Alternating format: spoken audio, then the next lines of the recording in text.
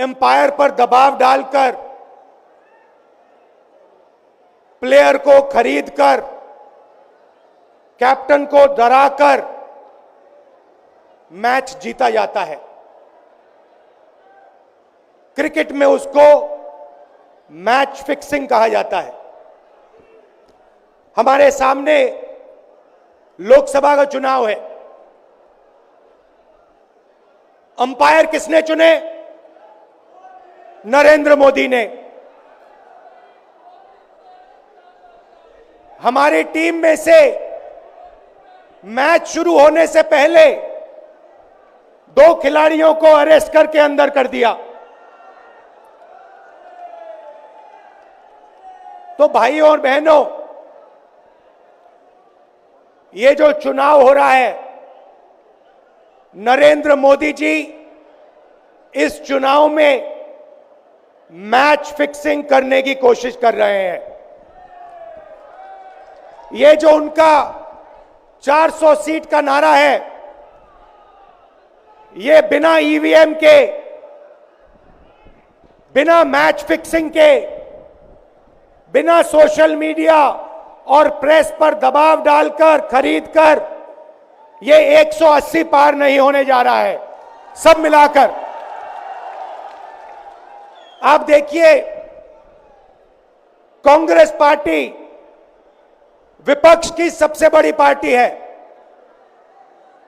हमारे सारे के सारे बैंक अकाउंट बंद कर दिए गए हैं।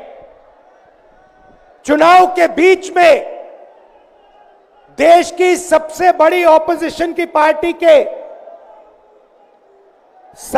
सारे अकाउंट बंद कर दिए। हमें कैंपेन चलाना है, हमें लोगों को प्रदेशों में भेजना है, पोस्टर लगवाने हैं। सारा का सारा जो हमारे रिसोर्सेज हैं, बैंक अकाउंट बंद कर दिए गए। तो ये कैसा चुनाव हो रहा है? नेताओं को धमकाया जाता है, पैसे देकर सरकारों को गिराया जाता है, नेताओं को जेल में डाला जाता है। केजरीवाल जी को, सोरेन जी को, ये पूरी की पूरी मैच फिक्सिंग करने की कोशिश की जा रही है। और ये मैच फिक्सिंग सिर्फ नरेंद्र मोदी नहीं कर रहे हैं, ये मैच फिक्सिंग नरेंद्र मोदी और हिंदुस्तान के 3-4 सबसे बड़े अरबपति मिलकर कर रहे हैं। यह सच्चाई है। और यह मैच फिक्सिंग क्यों हो रही है? भाइयों और बहनों, इसका सिर्फ एक लक्ष्य है कि हिंदुस्तान का संविधान, जिसने इस देश के गरीब लोगों को भविष्य दिया, सपने देखने का हक दिया, उस संविधान को हिंदुस्तान के गरीब जनता से के हाथ से छीनने के लिए यह मैच फिक्सिंग की जा रही है। और मैं आपको बताना चाहता हूं कि जिस दिन यह संविधान खत्म हो गया, उस दिन यह हिंदुस्तान नहीं बचेगा। इसको पुलिस से, धमकी से नहीं चलाया जा सकता है। यह जो संविधान है, हिंदुस्तान की जनता की आवाज है, हिंदुस्तान के दिल की धड़कन है। इसको जिस दिन खत्म कर दिया गया, उस दिन यहां पे हिंदुस्तान नहीं बचेगा। अलग अलग स्टेट हो जाएंगे, हिंदुस्तान नहीं बचेगा। यही इनका लक्ष्य है।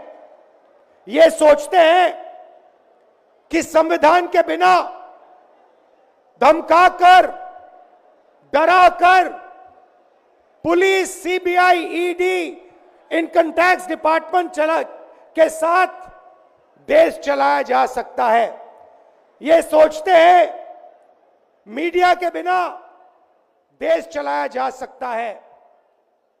आप मीडिया को खरीद सकते हो, आप मीडिया को दबा सकते हो, आप मीडिया के रिपोर्टर्स का मुंह बंद कर सकते हो, मगर आप हिंदुस्तान की आवाज को नहीं दबा सकते हो। इस आवाज को कोई नहीं दबा सकता। दुनिया में कोई ताकत नहीं है जो इस आवाज को दबा सकती है। भाइयों और बहनों, बीजेपी के एमपी ने कहा कि जैसे ही हम चुनाव जीतेंगे, मैच फिक्स करके 400 सीटें जीतेंगे, वैसे ही हम संविधान को बदल देंगे, संविधान को रद्द कर देंगे। ये ऐसे ही नहीं बोला गया, ये टेस्ट करने के लिए, आइडिया टेस्ट करने के लिए बीजेपी के एमपी ने बोला है। ये लड़ाई संविधान को बचाने की लड़ाई है। जैसे अखिलेश जी ने कहा, संविधान चला जाएगा, गरीबों के हक चले जाएंगे, आरक्षण चला जाएगा, और जो आपका धन है, गरीबों का धन है, किसानों का धन है, मजदूरों का धन है, वो 5-6 लोगों के हाथ में चला जाएगा। नोटबंदी की, जीएसटी लागू किया। मुझे बताइए, जीएसटी से, नोटबंदी से किस गरीब व्यक्ति को फायदा हुआ? किस छोटे दुकानदार को फायदा हुआ? किस किसान को फायदा हुआ? किस बेरोजगार युवा को फायदा हुआ? किसी को नहीं। 40 साल से सबसे ज्यादा बेरोजगारी हिंदुस्तान में आज है। 1% लोगों के पास हिंदुस्तान का पूरा धन, 22 लोग हैं, जितना धन उतने उनके हाथ में है, उतना ही धन 70 करोड़ लोगों के हाथ में है। ये संविधान को क्यों मिटाना चाहते हैं? क्योंकि आपका धन जो है आपसे छीनना चाहते हैं। मैंने जाति जनगणना की बात की, किसानों के एमएसपी की बात की, युवाओं को रोजगार देने की बात की। यही देश के सामने सबसे बड़े मुद्दे हैं। मगर एक बात याद रखिए, अगर आप लोगों ने पूरे दम से वोट नहीं दिया तो इनकी मैच फिक्सिंग कामयाब हो जाएगी। यह आप भूलिए मत। और जिस दिन मैच फिक्सिंग कामयाब हो गई, उस दिन आपका संविधान, हमारा संविधान खत्म हो जाएगा। जिस दिन संविधान खत्म हो गया, उस दिन हिंदुस्तान के दिल पर एक बहुत बड़ी चोट लगेगी। तो ये जो चुनाव है, ये चुनाव कोई मामूली चुनाव नहीं है। ये चुनाव हिंदुस्तान को बचाने का, संविधान को बचाने का, और जो गरीबों का हक है, किसानों का हक है, पिछड़े वर्गों का, दलितों का, आदिवासियों का, गरीब जनरल कास्ट के लोगों का हक है, उसको बचाने का हक है, उसको बचाने का चुनाव है। यह बात आप याद रखिए, क्योंकि अगर यह चुनाव जहां मैच फिक्सिंग की जा रही है, वो पूरे देश को दिख रहा है, बीजेपी के लोग कह रहे हैं।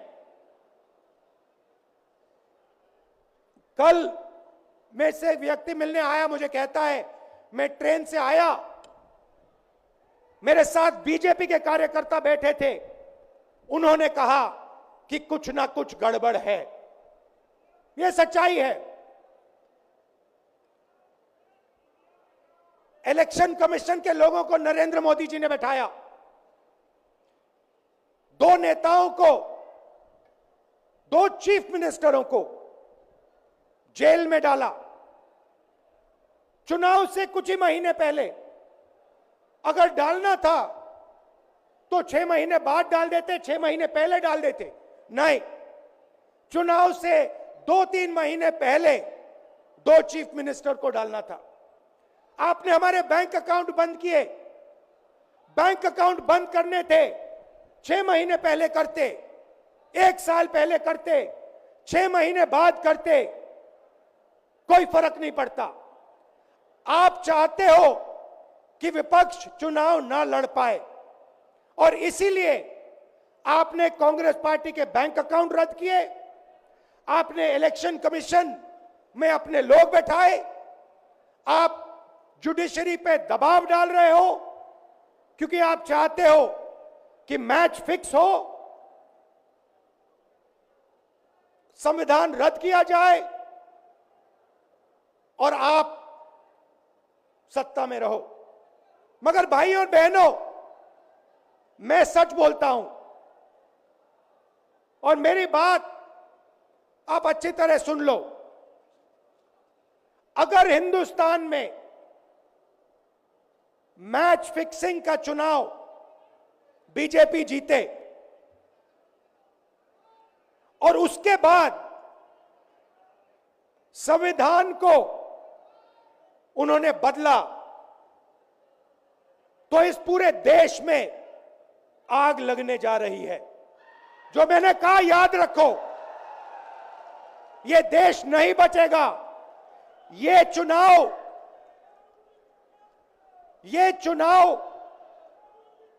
वोट वाला चुनाव नहीं है। यह चुनाव हिंदुस्तान को बचाने वाला चुनाव है, संविधान की रक्षा वाला चुनाव है। धन्यवाद। जय हिंद।